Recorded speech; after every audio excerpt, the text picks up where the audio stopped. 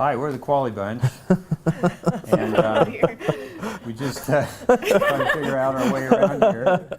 But I guess this whole thing started in 1969. Deborah and I started worshiping with this community when we were at Fresno State, and since then, more or less continuously, became members in mid-70s and have worshiped here for the last, whatever it's been, 40 years or so. I was born into this church and grew up in this church. I spent a lot of time in this room. Before there was a CE2 building over on the other side, I spent a lot of time in my kind of teenage and high school years up on the roof here at UPC, and hanging out in the sanctuary and painting buildings and going on mission trips.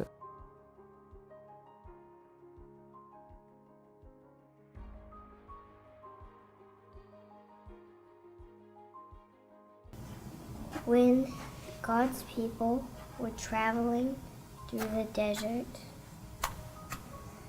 many people, God's people, came with them. They tell it in their own way, and they maybe make it a little bit simpler, a little bit more complex, but wherever they are, they're able to come to it where they are. And that it's something that they can learn, and then they feel like they learn it a little bit better, and they feel like they understand it a little bit more, and then they really start diving into it. And so it's just each time they come to it, and each time it kind of opens up, they're like, I feel that I know it well enough to be able to question it, to be able to ask questions, to be able to really explore it more. And so it just makes sense for a lot of kids to be able to say, like, this is something that's comfortable for me. He told Moses to write. Moses had 2 pieces of wood with him, and he said to write these commandments. Watching it as an adult, I've lived in that story's lived in I've lived in it in my head for so long that I can tell you about it.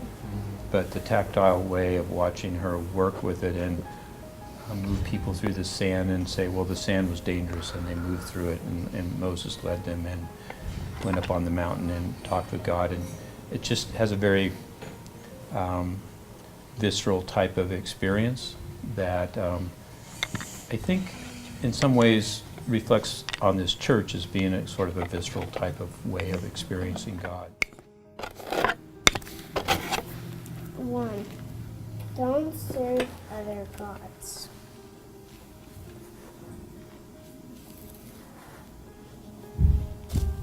2. Make no idols to worship. I've been sitting here and thinking about growing up in this church. I think it is also a remarkable thing. It's been almost a year since I was elected as an elder in this church. And I came up from being born into this church. And this church has very much allowed me to grow. I've been able to really experience the full gamut of responsibility in a church, from crying in a pew to sitting in session. I think that's kind of a cool thing too.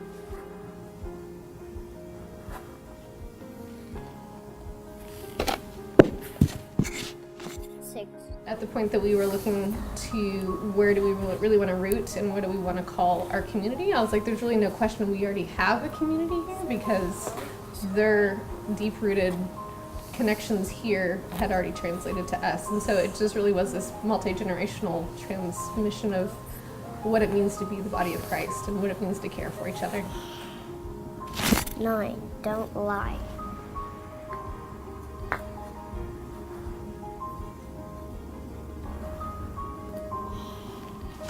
10. Don't even want what others have.